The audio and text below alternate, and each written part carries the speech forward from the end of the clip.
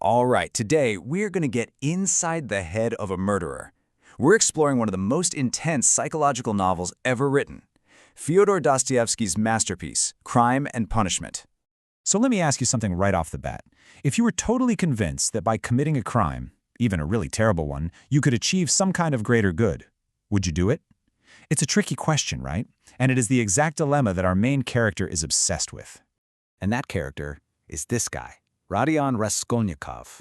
Now, he's not your typical bad guy. He's incredibly smart, he's proud, but he's also come up with this dangerous theory.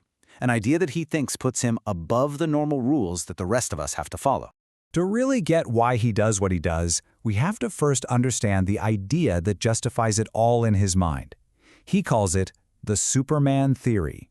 Now, it's really important to get this. Raskolnikov isn't just some philosopher dreaming this stuff up. He's a former law student, so he knows the rules. But he's also trapped. He's living in crushing poverty, he's desperate, and he's stuck in this gritty, suffocating version of St. Petersburg that just feels like it's squeezing the life out of him. It's basically the perfect storm for a radical idea to take root. So here's his big idea, the superior man theory.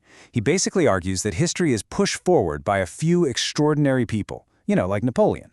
And these people, he says, have a right to step over obstacles. And by obstacles, he means other human beings, if it's for some higher purpose. For these supermen, your everyday morality, it just doesn't apply. And this is where you see the real tug-of-war inside him. On one hand, you've got this grand, intellectual reason. He wants to prove to himself that he's one of these extraordinary men. But on the other hand, there's the cold, hard reality. He's broke, he's desperate, and this crime could solve all his money problems. Is it philosophy, or is it just desperation? Honestly, I don't think he even knows for sure. So who's the target for this grand philosophical experiment? Not some powerful tyrant. Nope. It's Alyona Ivanovna, an old, stingy pawnbroker. In his mind, he justifies it by painting her as this cruel parasite, a kind of social louse that nobody would miss. He tells himself that killing her and using her money for good is actually a service to society.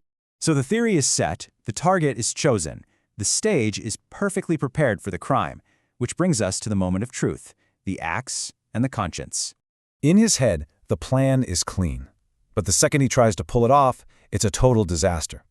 He manages to kill the pawnbroker with an axe, but it's messy, it's brutal, and then it gets so much worse.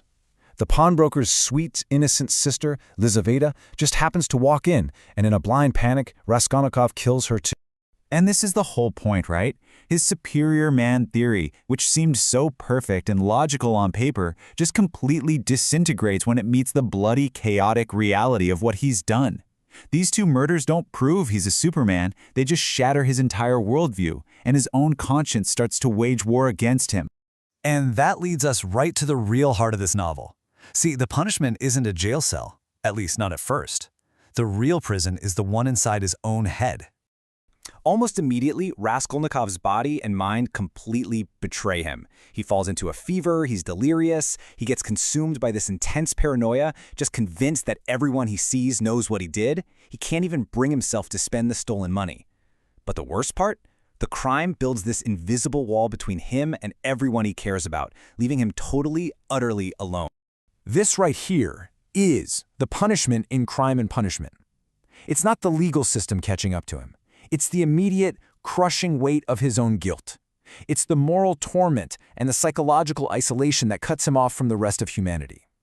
He broke a fundamental law of human nature, and by doing so, he locked himself in his own mental prison.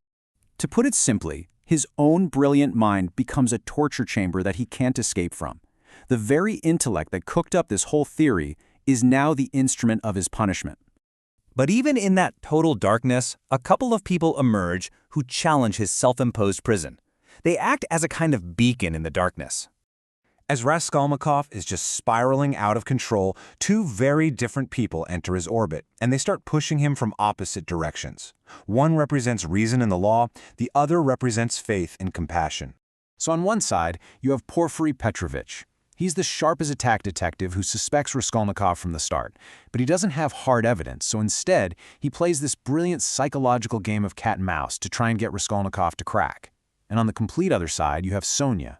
She represents the possibility of redemption, not through logic, but through unconditional love and this idea that you can find salvation through shared suffering. And what's so incredible here is that Sonia, a young woman who's been forced into prostitution to feed her family, becomes the moral core of the entire story. She's an outcast, just like him, but for totally different reasons. And it's only to her, another person judged by society, that Raskolnikov can finally admit what he's done. In the end, it isn't Porfiry's clever logic that breaks him. It's Sonia's simple, unwavering compassion. Driven by his growing love for her and the unbearable weight of his own guilt, Raskolnikov finally walks into that police station and confesses everything. But wait, the confession isn't the end of the story. Not by a long shot. In fact, it's the start of a whole new journey, one that takes us far beyond the crime itself. So Raskolnikov is sentenced to hard labor in Siberia, and Sonia, incredibly, follows him there.